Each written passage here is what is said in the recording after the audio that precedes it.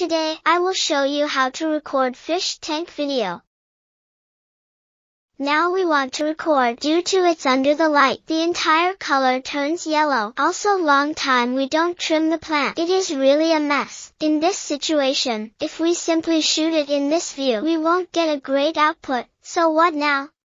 First, turn off CO2 generator without bubbles. Second, pull your cam close to the glass. The view is fantastic. Everything is in order now. Third, turn your cam into 60 frames per second, 4K mode. We are going to get HD videos.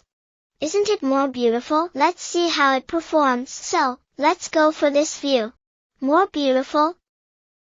Yet we don't add any effects. For the last magic, try to slow down to 0.8 times. After all these operation, here we goes the full video.